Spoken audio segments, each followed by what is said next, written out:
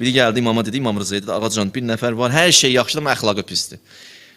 Mən deyərdim, heç nə yaxşıdır onda. İndizdə əqidəsi yaxşı ola bilər bir insan. Yaxşı əqidə, yaxşı əxlaq da tələb edir axı. Dedi, hər şey yaxşıdır, amma əxlaqı pisdir. İmam buyurdu, yox, la tuzəvvic, vermə ona övladını, qızını. İnkənə seyyul xulq.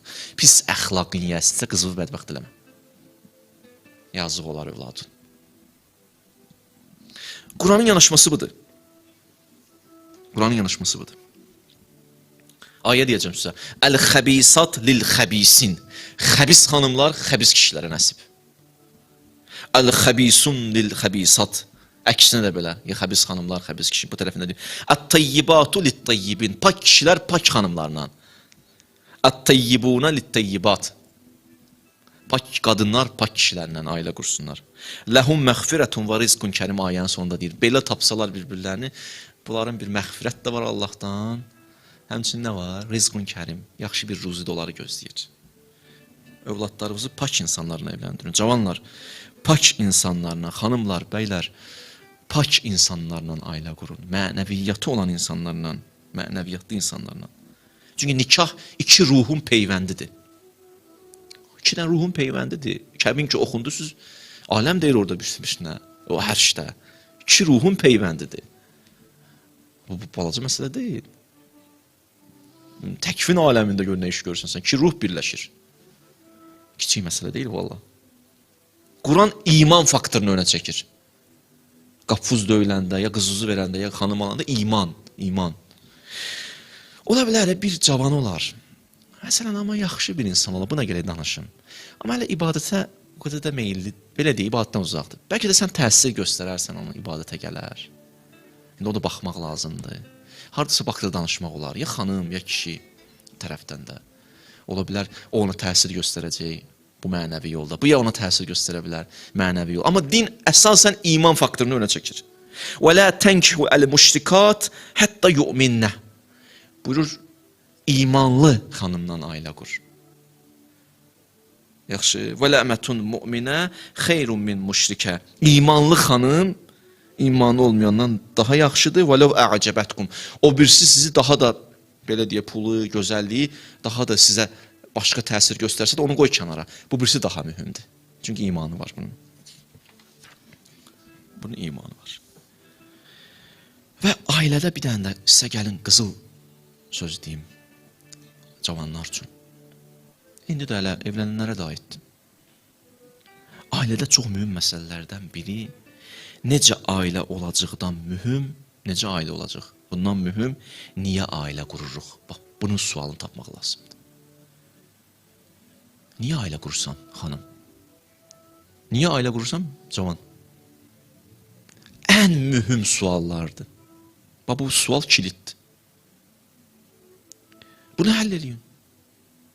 Nişanlı vaxtında, bu haqda biraz danışın. O biraz elə, buna da vaxt ayırın. Görsən, hələ bu bundan küsür, o ondan küsür, 3 gün bundan küsür, suyunu küsmək ki, bu biraz gəlsin, mənə danışdırsın, bu da xoşu gəlir. Bunları bildik, yaxşı da cavan sus, başa düşdük. Buna da bir vaxt ayırın. Mühüm mövzudur axı bu ailə. Niyə ailə qurursan, xanım? Niyə ailə qurursan kişi? Bu qalıb.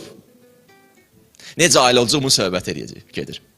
Necədən danışırlar? Sən birinci, niyə ailə qursa, onu danışılır. Necəyə sonra keçərik? Müxtəlif səbəblər ola bilər. Məsələn, oğlan var, ailə qurur ki, öz əlim, öz başım, atamdan qutarım, müstəqil bir dənə həyatımı yaşayayım. Bunun hədəfi bu. Xanım ailə qurur ki, ana olmaq istəyirəm, övladım olsun. Bunun hədəfi bu. Yaxşı. Ya məsələn, görsən, bu tərəfdən ya bəy, ya xanım ailə qurur mənəvi təkamül üçün. Biraz hədəfin böyüsə, zuhura hazırlıq. Ya məsələn, görsən, bu tərəfdən ailənin hədəf var ki, məsələn, xoş yaşayaq, gəzək, gülək, danışaq, ailə bu. Hədəflər görsən nə qədər fərqlidir. İnanırsan, biri şərqdir, biri qərbdir. Məsələn də, o qədər uzağı bir-birimizdən. Bunlar yola gedəcək. Bunlar yola getməyəcək. Bunların hədəfləri fərqlidir. 3-4 günə nəsə olacaq ya. Məsələn, ola bilər xanım qəşən yeməyə gətirib qoyacaqsan, kişinin qabağına biraz güləcəksiniz, 5 gün geyəcək. Sonra təzdən qayıtacaq. Bu da gəl bir dənə paltar alıb buna verəcək, 3 gün geyəcək. Nə qədər paltar alıb yeməyə pişirəcəksiniz? Bir oturun bir-birinizdən danışın. Niyə ailə qururuq? Yaxşıdır da bu. Niyə ailə qurmuşuq?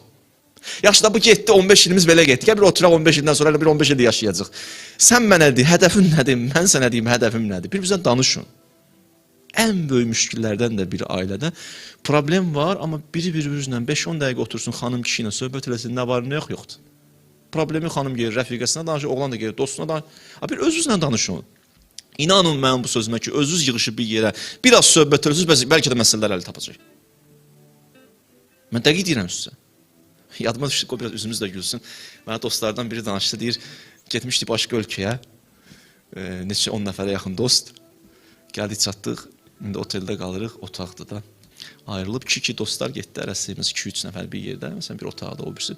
İndi 2 dənə dostumuz da bir otaqda qalmışdı. Axşam vaxtı deyir, biri gəldi, kondisioneri yandırdı, yatdı. Hava ev otağın sərinləşdi, o birisi yuxudan durdu, gördü, soyuqdu, getdi, söndürdü. Bu durdu, gördü, istidi, getdi, yandırdı. Bu durdu, gördü, soyuqdu, söndürdü. Təxminən səhərə qədər bir 10 dəfə bu yandırıb, 10 dəfə bu söndürüb. Amma bilmirlər nə var, nə yox. Səhər oldu, o biri düşdü birinci qabağa, getdi resepsiyona yaxınlaşır ki, qardaş, bu nə otaqdır, bu nə oteldir, belə otel olardı, nə olub qardaş? Deyir, bu nədir, yandırıram kondisioneri, sönür. Bu nə otaqdır axı? Belə otaq olar, bu qədər pul alır. Və biraz danladı, bu çıxdı, getdi, keçdi kənara, o birisi gəldi, düşdü. Ya qardaş, dedi, bu nə otaqdır vermişsin, nə olub axı? Deyir, bunu söndürürəm, kondisioner yanır. Deyir, axırda o resepsiyon qaydırıblar ki, qardaş, problem bizdə də öyle, problem sizdə. Bir dənə 2 dəqiqə oturub söhbət edirsiniz bir-birinizlə. Biləcəksiniz nə var nə yox. Biriniz yandırırsınız, biriniz söndürürsünüz. Siz özünüz aranızda söhbət eləməmisiniz. Bu məsələni bir-birinizlə danışsaydınız, mənim üstümə də gəlməyəcəydiniz. Yəni bəzi vaxtlar 2 nəfər oturub 5 dəqiqə özü ilə söhbət edəsələr, biləcəklər ki, işığı kim yandırıb, kim söndürüb. Bir-birinə danışmırlar axı, bunlar dərdlərini danışmırlar.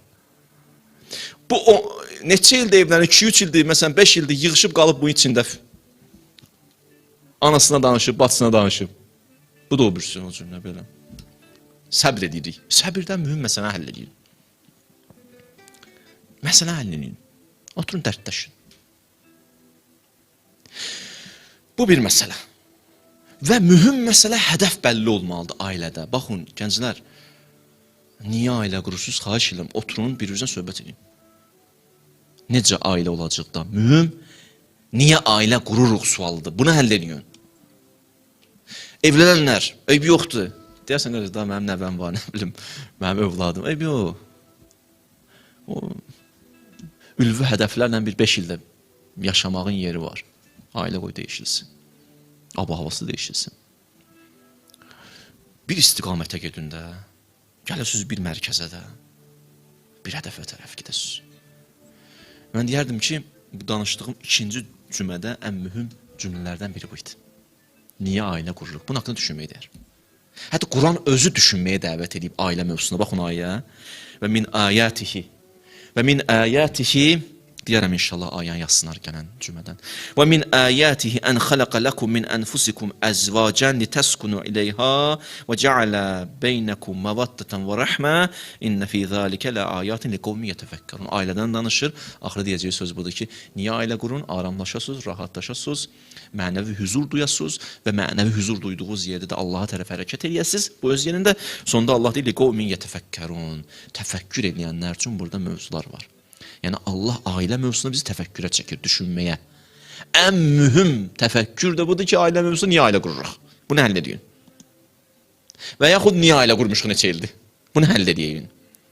Allah inşallah bizi öz əlimizdən tutsun. Vəlhamdülillah Rabbil aləm. Allahümmə inna nəsəlükə və nəd'uk.